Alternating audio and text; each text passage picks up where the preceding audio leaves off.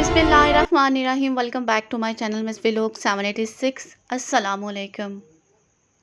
अच्छे लोगों का तुम्हारी ज़िंदगी में आना तुम्हारी किस्मत होती है और इन लोगों को संभाल कर रखना तुम्हारा हुनर। मुश्किल वक्त आ जाए तो किसी का एहसान मत लो, क्योंकि मुश्किल वक्त 4 दिन का है और एहसान सारी ज़िंदगी का होता है। सर ऊंचा रखो कि तुम किसी से नहीं डरते, लेकिन अपनी निगाहें नीचे रखो ताकि पता चले कि तुम एक बाइज्जत घराने से ताल्लुक़ रखते हो।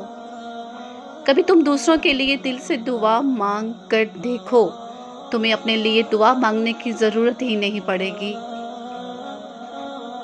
अपने दिन का आगाज़ सदका देने से शुरू करो। इस दिन तुम्हारी कोई दुआ रद्द नहीं होगी और अच्छी बात बताना भी सदका है। जानवर और इंसान में क्या फ़र्क होता है? जो अपने लिए सोचे वो जानवर है, जो दूसरों के लिए सोचे वो इंसान। हर बात में हाँ मिलाना मुनाफिकों की आदत है। इंसान की तमाम परेशानियां 2 बातों की वजह से हैं। तकदीर से ज़्यादा चाहता है और वक़्त से पहले चाहता है। मोहब्बत की पहली शर्त इज़्ज़त है, और जो इज़्ज़त नहीं दे सकता वो सच्चा प्यार भी नहीं दे सकता। अदब ये है कि जब तुम अपने घर से बाहर निकलो तो जिससे भी मुलाकात करो इसको अपने से बेहतर जानो।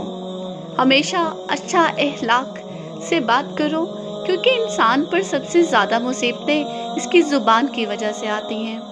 किसी को चाहना हो तो दिल से चाहो, ज़ुबान से नहीं। और किसी पर गुस्सा करो तो सिर्फ ज़ुबान से, दिल से नहीं।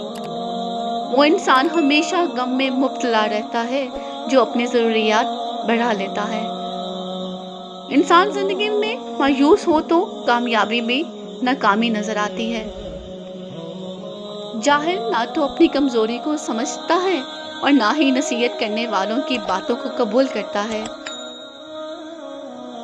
सिर्फ पैसे का होना रिज़्क नहीं है, नेक औलाद, अच्छा इखलास और मुखलिस दोस्त भी रिज़्क में शामिल है। और तुम्हारी तकदीर इतनी दफ़ा बदलती है जितनी दफ़ा तुम अल्लाह के आगे हाथ फैलाते हो। गुर्बत इंसान को अपने ही शहर में अजनबी बना देती है। गुस्सा जब आता है तन्हा आता है, लेकिन जाते हुए अपने साथ अक्ल, अखलाक और खूबसूरती को भी ले जाता है।